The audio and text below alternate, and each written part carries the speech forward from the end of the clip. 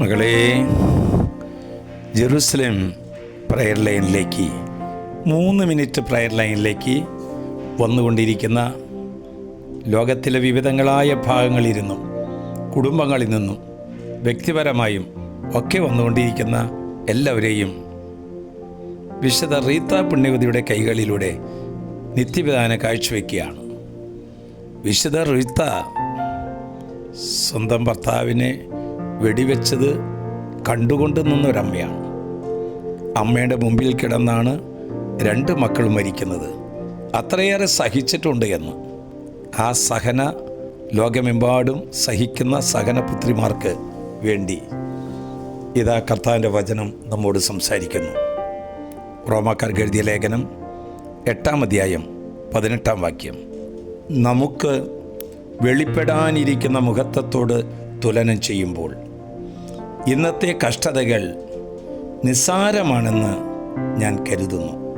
മകളെ, ഭൂമിയിൽ മഹത്വവും ജോലിയും വിജയവും കിട്ടുവാൻ നാം എത്രത്തോളം കഷ്ടതകൾ സഹിക്കുന്നു എങ്കിൽ സ്വർഗത്തിൻ്റെ മഹത്വം കിട്ടാൻ നാം എത്രത്തോളം കഷ്ടതകൾ സഹിക്കേണ്ടതായിട്ടുണ്ട്. അറക്കപ്പെട്ടാലും മുറിക്കപ്പെട്ടാലും പരിഹസിക്കപ്പെട്ടാലും തെറ്റിദ്ധരിച്ചാലും ദൈവം നമ്മുടെയും കൂടെയുണ്ട്. നമ്മുടെ നന്മയ്ക്കും ദൈവത്തിൻ്റെ പരിശുദ്ധിയിൽ പങ്കുകാരാകാൻ വേണ്ടിയാണ് ഈ സഹനങ്ങൾ നമുക്കുണ്ടാകുന്നത്. യേശുവേ, എൻ്റെ വേദനകളെ ആത്മാക്കളുടെ രക്ഷയ്ക്കായി ഞാൻ സമർപ്പിക്കുന്നു എന്ന് പ്രാർത്ഥിക്കുവാൻ എത്ര പേർക്ക് കഴിയും? അങ്ങനെയാണെങ്കിൽ എത്രയോ ജീവിതങ്ങൾ നിത്യനാശത്തിൽ നിന്ന് നിത്യരക്ഷയിലേക്ക് നമുക്ക് കൂട്ടിക്കൊണ്ടുവരാൻ സാധിക്കും. ജോബ് തൻ്റെ പുസ്തകത്തിൽ പറയുകയാണ്, വേദനയുടെ നടുവിൽ പോലും ഞാൻ ആർത്ത് ഉല്ലസിക്കുമെന്ന്. അങ്ങനെയൊക്കെ പറയാൻ സാധിക്കണമെങ്കിൽ ദൈവത്തിൻ്റെ സാന്നിധ്യം നിറഞ്ഞ ഒരാൾക്ക് മാത്രമാണ് അത് സാധിക്കുക.